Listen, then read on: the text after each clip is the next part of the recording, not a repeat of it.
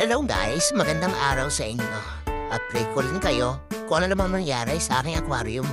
Di kasi ako nakapag-upload ng mga nakaraang araw. Medyo masama kasi ang pakiramdam ko. Ito na ang aming aquarium ngayon. Yan, ito ang aking mga angelfish. Tatlo pa rin sila. Silang masasaya, malulusog, patisigla, malakas kumain. Ito yung angelfish na kita yung buto. Saka itong angelfish na pa-stripe siya at may itim. Tatlo yan sila dyan eh. Nakikipagsabayan sa mga tetra ko. At ang aking mga red eye tetra. Gustong-gusto ko tong mga tetra na to kasi para siyang si Kurapika ng Hunter x Hunter. Puro pula yung mata nila.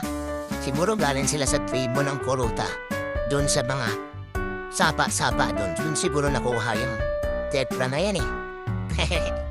At itong aking mga bagong addition. Ito ang tinatawag na Serpay Tetra.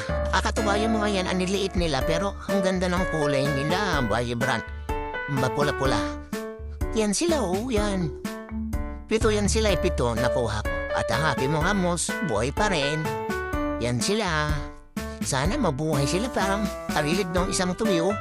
At yung pre ko na bako pa. Ang ganda nito. Tinurong namin siya kasi mayroon siya tinanggal namin yung mga nakunaw na ribs niya. Para namin mamatay na pero nagulat kami meron na pala siyang ugat sa ilalim. Nakakasaya. At ito pang isa.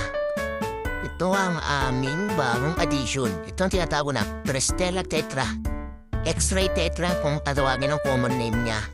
Ang ganda din siya. Ang cute niya. Simpleng-simple siya tignan. Ang payat-payat. Tapos meron siyang kulay dilaw saka itim dun sa palikpik niya sa taas na ng kanyang Ayan ayan sila relax lang. Pero ang bibilis niyan, lalo pag kumain. At ito pang addition ng anak ko. Tinatawag na Hornwort, pampaganda daw ng water condition yan. Sumisip-sip ng mga toxic, mga ganyan-ganyan daw. Para healthy ang mga isda. At itong photos namin nakapatuwa. Tumutubo na yung kanyang mga ugat. Buhay na siya ayan siya Sa taas yan siya yun Ganda sana. Maba siya, bahay palbutan niya. Ayan, yun ang aking setup. Update lang guys, ayan, happy keeping sa inyo. Sana na-relax kayo. Salamat sa oras niyo. Happy keeping!